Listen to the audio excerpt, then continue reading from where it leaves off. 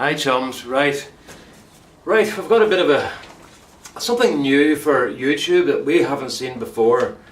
I was talking to Scottman, and I can't remember his name, but I'll put the details in along the bottom here.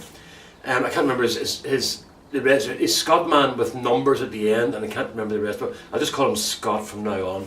Scott lives on the east coast of the United States, and I live obviously on the west coast of Europe. So we both have a kind of a maritime climate, but I'm about 10 degrees further north than he is. We're about 54 degrees north. Well, we are 54 degrees north, which is quite high, but because we're so close to the Atlantic Ocean, we enjoy a maritime climate, which is the mild, wet climate which we get here, compared to a cold, dry, snowy climate in some other areas, but that's beside the point.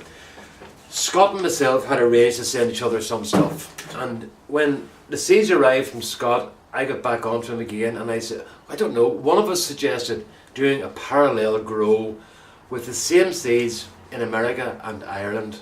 Okay, so Scott sent me 7 different types of seed, and I'm going to read them out to you now.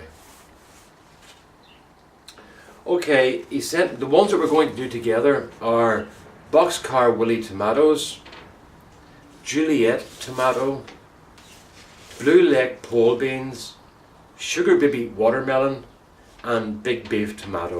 So those 5 we're going to do. He sent some other stuff as well, marigolds and there's another there, Pimenta de Neyde, N-E-Y-D-E. It's a hot pepper. This is the one that I wanted because of the beautiful leaves on it. So he sent me those as well. So as I say, we'll be doing those, but we're doing those particular 6 together, and we're going to do a comparison from one side to the other, and let's see how they're doing. Now we've got a problem with timing because Scott is putting his seeds in at the moment, but it's too early for me to start seeds here because we still get frost until the end of May, sometimes into June, but that's rare. But usually the last week of May, we're fairly safe for putting stuff out. So I'm going to start my stuff in around March, April time instead of January, February. I've got some started now, which I'll show you, but none of Scott's stuff, because I was looking at his seeds there now, and I discovered that on the packets there's a little map of North America and climate zones. So imagine that's North America. I'm going to go with the climate zone at the top. I think it's orange. I don't know what number it is, but I'm going to go with the one at the top, and they're the latest ones to plant because of frost. So I'll be starting probably 2 to 3 months behind Scott, but we'll see how it goes. I've got a shorter growing season, but the other side of that is we have a very mild winter at the start, so I can grow right through to December, January, which is not usually a problem. Well, in the greenhouse it is, but outside, cabbages and stuff will keep going, and potatoes. We've seen that. So that's where we are. Scott's going to do a video showing his stuff, and then hopefully link this one in, and we'll show my stuff. So for the time being, folks, that's it. The parallel growing, I don't know what, parallel growing test championship. That makes it sound a bit more competitive, doesn't it? The parallel growing championship. Okay, this is for champion of the world when you think of it, you know. Like whichever one of us wins becomes world champion. Right, so there we are, world championship parallel growing test. Let's not sort of beat about the bush here. Alright, so that's it, folks. We'll update more later, and as Scott would say, see ya!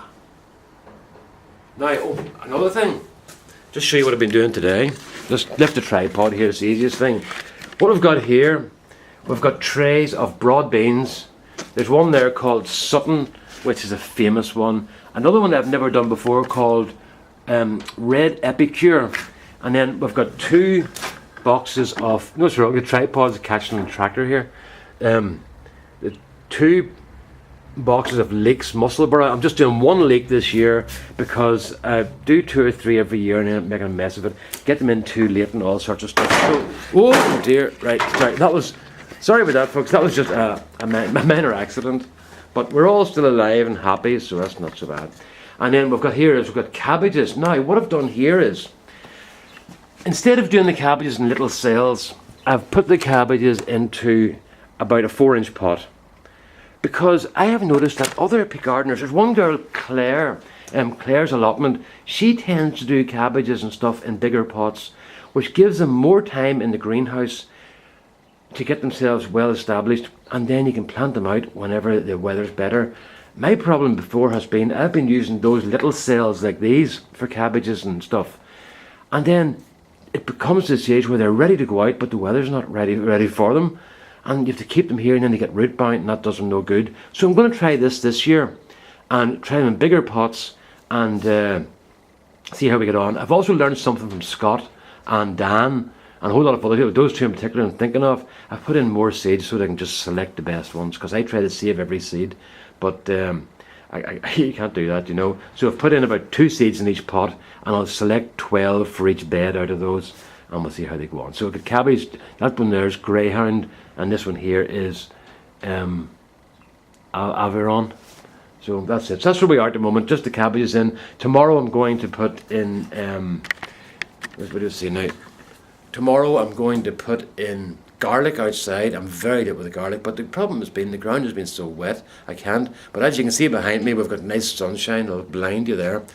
We've got nice sunshine, so that's it. So all the best now, and once again, see ya. Bye-bye.